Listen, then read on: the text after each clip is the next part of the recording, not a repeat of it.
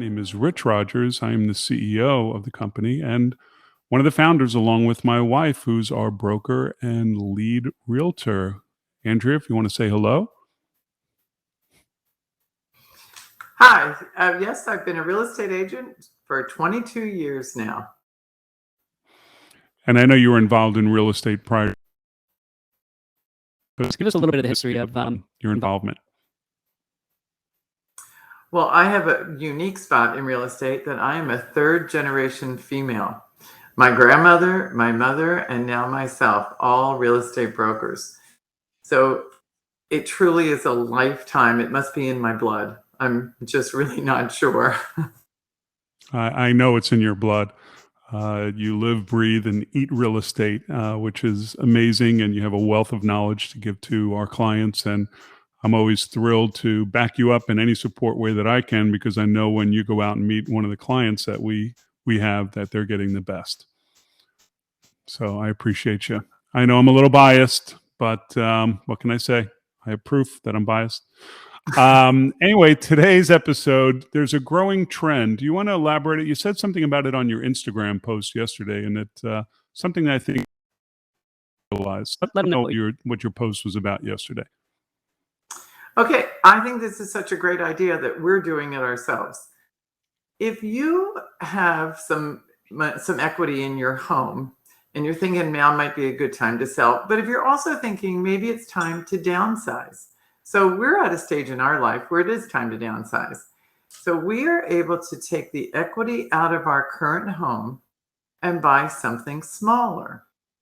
And the beauty of this is, if let's say you have a $700,000 home and you think maybe you'd like to go to a townhome, it's $350,000, maybe even $400,000.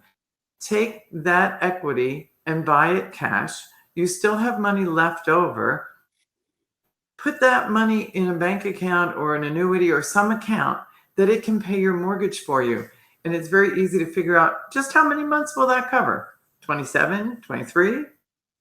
So take the equity, purchase something smaller with a loan.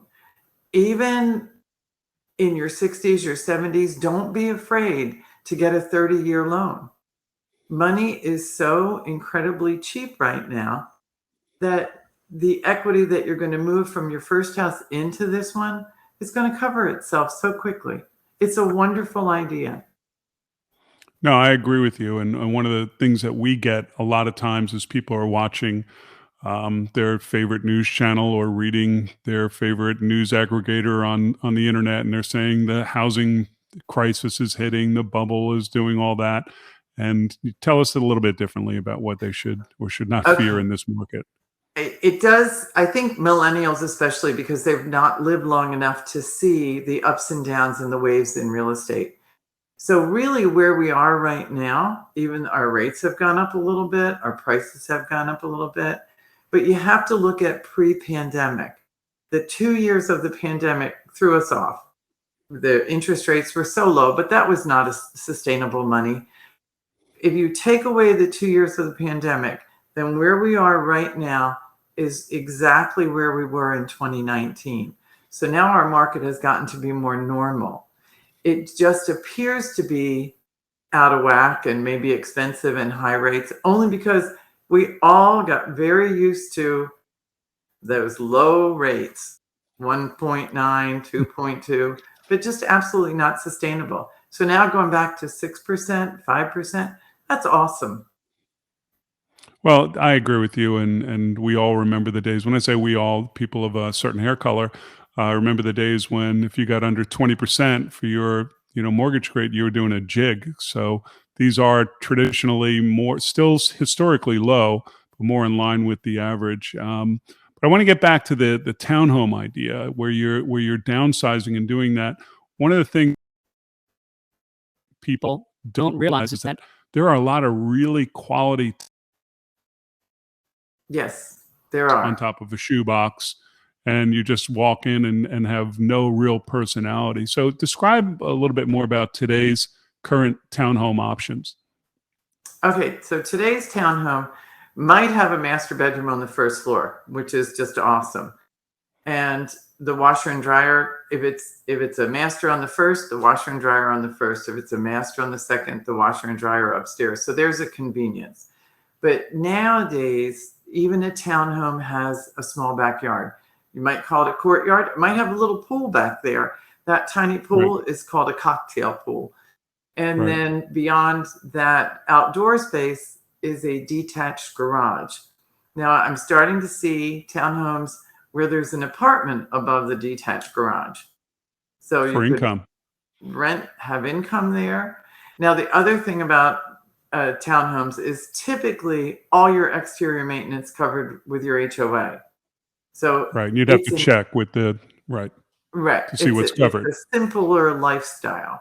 Yeah, So for it's those of us awesome. that don't have calluses on our hands from tools, but maybe from playing guitar or something, the maintenance-free lifestyle that a townhome can give you might be attractive. Yes, we are And what perfect about bang for candidates your for buck? this.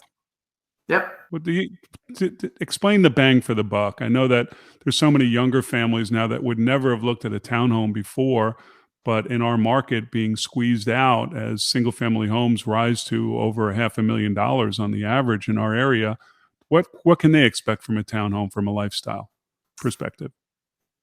Well, so I think when you look at an HOA, and townhomes are always going to have an HOA, you look at the HOA and you list all those items that it covers.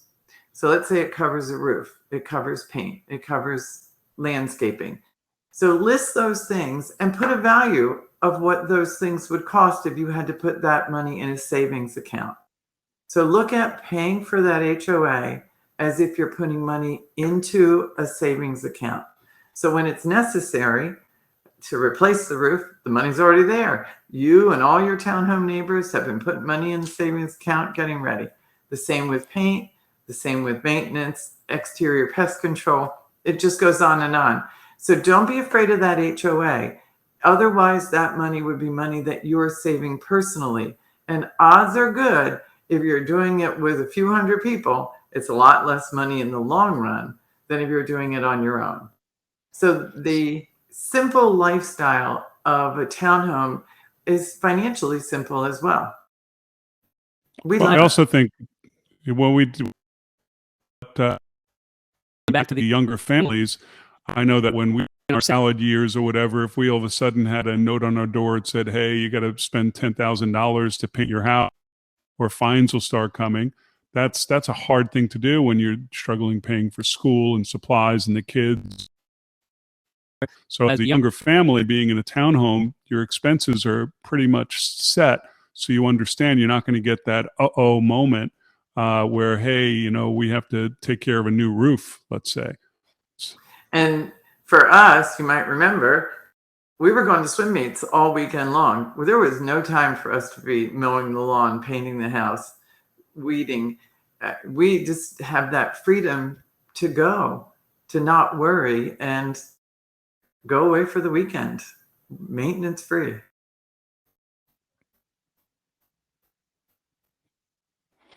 Well, maintenance free lifestyle is one of the wonderful things about living in a townhome. And I'm sure if I were a younger man, I would have looked at it a little bit more with consideration, considering all the things that we had to do with the kids and sports and all of that. Mm-hmm. So to kind of recap here and finish this up to keep it under 10 minutes for our viewers.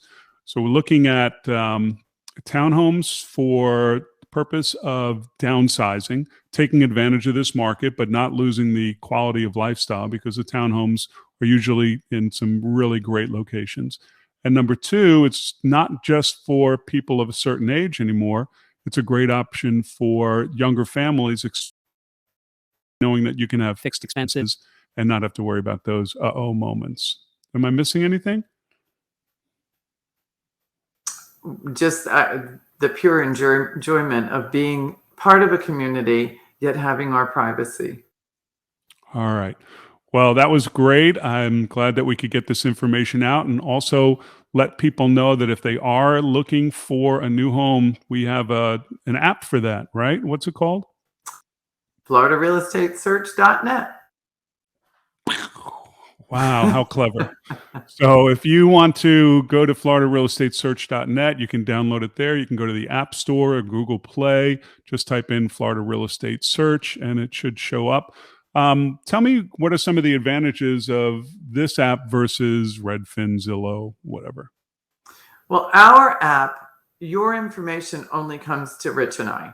It does not go to, like, if you were on Zillow and you type all your information in, Zillow is in the business of taking that information and then reselling it. We Right. promise to keep it private. You will only get it from us. And we'll Right. send you a quick text or an email every now and then to see what we can help with, or if you have questions on the app, we can help you there. But it's just a And you can also private app. chat in the app, right? We can You don't chat in have to the app, even within the app itself. and it's Can you? directly linked with our MLS, which covers an enormous amount of Florida. It's Oh, that's not just great. Tampa Bay. It's Gainesville. It's a huge part of Central Florida, east to west. Awesome. All right. So again, that website is floridarealestatesearch.net. And for watching our first episode of Talking Real Estate with Andrea Rogers. Once again, I'm Rich Rogers, CEO of Florida Real Estate, and we will see you next time. Thanks.